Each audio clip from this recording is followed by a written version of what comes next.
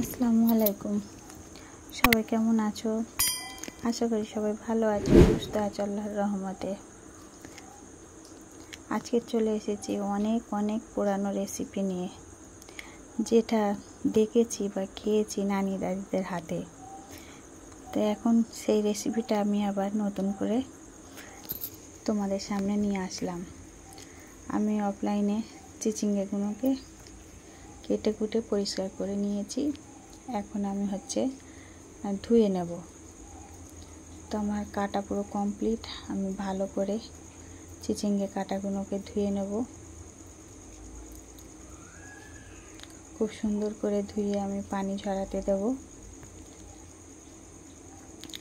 আজকের আমি চিচিঙ্গাটাকে ভাজা করব, সেটাই আর কি শেয়ার করলাম। ভালো করে ধুয়ে নিতে হবে। এখানে আমার ধোয়া কমপ্লিট হয়ে গেছে।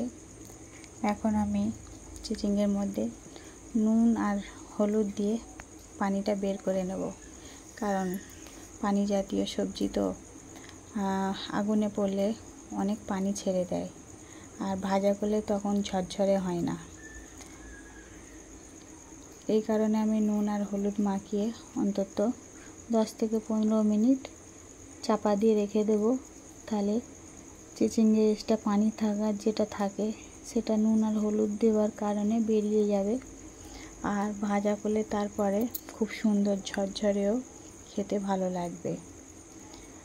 তো আমি এখন ভালোভাবে নুন আর হলুদ মাখিয়ে নিয়েছি। আমি এখন 15 থেকে 20 মিনিট ঢাকা দিয়ে রেখে দিয়েছিলাম। তারপরে দেখছো কতটা পানি বেরিয়ে গেছে। এই পানিগুলোকে আমি হাত দিয়ে চিপে একটা আলাদা পাত্রে তুলে নেব। তাহলে ভাজার সময় এক্সট্রা কোনো চিচিঙ্গে দেওয়ার পানি বের হবে না। ভাজাটা ঝরঝরে ও সুস্বাদু, খেতে দারুণ লাগবে। তো আজকের আমি চিচিঙ্গেটা নারকেল দিয়ে ভাজা করব।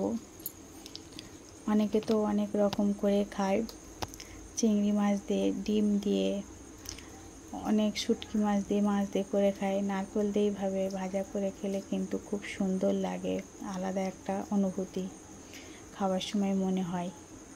তো যাই হোক, তো আমার এখানে চিচিঙ্গেগুলোকে পানি চেপে তোলা হয়ে গেছে।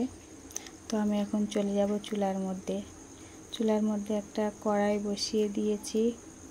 ওখানে দিয়ে দিয়েছি পরিমাণ মতো তেল, আর পেঁয়াজ কুচি, কাঁচামরিচ কুচি আর শুকনো মরিচ কুচি দিয়ে আমি এখন এটা ভালোভাবে লাল করে নেব।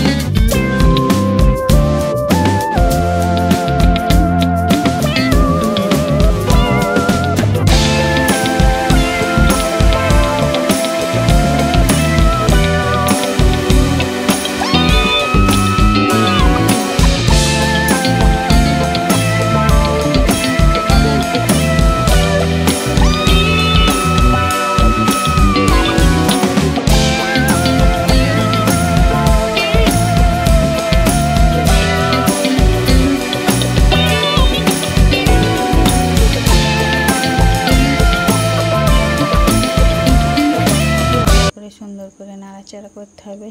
এখন আমি দিয়ে দেব আগে থেকে অফলাইনে কুড়িয়ে রাখা নারকেল কুচি। এখন নারকেল কুচিটা দিয়ে খুব সুন্দর করে লাল লাল করে ভাজা করতে হবে।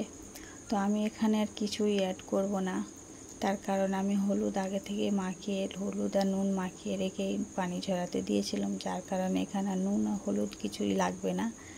তো এখন আমি সুন্দর করে আবার নাড়াচাড়া করে লাল করে নেব, কারণ এর মধ্যে ঝাল বা হলুদ এটাই বেশি পড়ে গেলে কিন্তু খেতে ভালো লাগবে না। এটা মিষ্টি মিষ্টি হলেই খেতে ভালো লাগবে। তোমরা চাইলে কিন্তু এর মধ্যে চিনি দিতে পারো। যাই হোক, আমি বেশি মিষ্টি পছন্দ করি না, তার জন্য আমি এখানে আর চিনি কোনো অ্যাড করব না। তো চিনি দিলেও ভালো লাগে, কিন্তু আমি মিষ্টি কম খাই বলে ওই জন্য চিনিটা দিলাম না। তো এখানে আমার খুব সুন্দর করে এখন নাড়াচাড়া করতে হবে।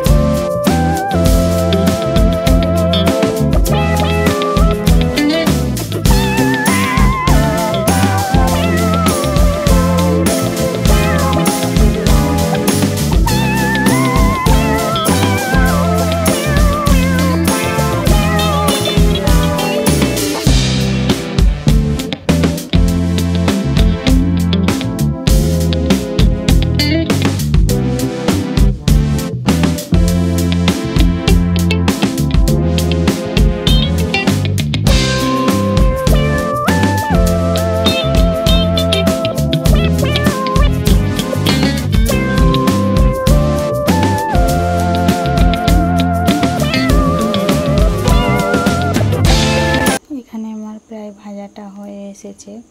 তো এখন আমি এই অবস্থায় দিয়ে দেব ধনিয়া গুঁড়া আর জিরের গুঁড়া, জাস্ট একটু ফ্লেভার আসার জন্য।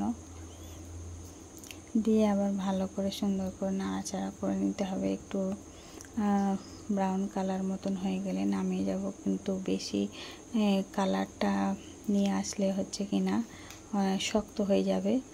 বেশি পোড়া পোড়া করে ভাজা করলে শক্ত হয়ে যাবে, তাই আমি আর একটু নাড়াচাড়া করে এটাকে নাড়িয়ে নেব। তাহলে কিন্তু আমার নরম ও সুন্দর ঝরঝরে হয়ে যাবে, খেতেও মাশাআল্লাহ খুব সুন্দর লাগে।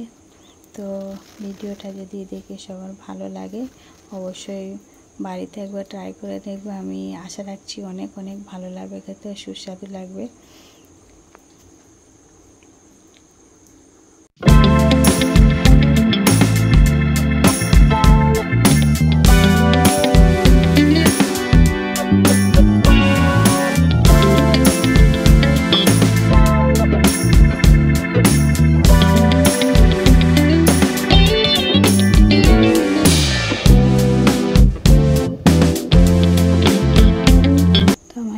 ভাজাটা প্রায় হয়ে গিয়েছে, এবারে আমি নামিয়ে নেব।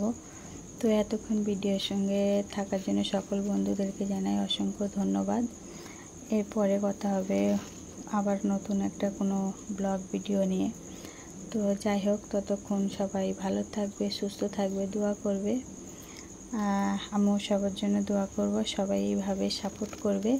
আর যারা এখন একটা লাইক দিতে ভুলে গেছো, প্লিজ একটা লাইক টান করে দাও। আর যারা অলরেডি নতুন বন্ধুরা ভিডিওটা দেখছো অলরেডি, তাদের যদি ভালো লেগে থাকে তাহলে অবশ্যই চ্যানেলটিকে সাবস্ক্রাইব করে পাশে থাকা বেল আইকনটা প্রেস করে রাখবে, যাতে করে নোটিফিকেশনটা সবার আগে তোমাদের কাছে পৌঁছে যায়।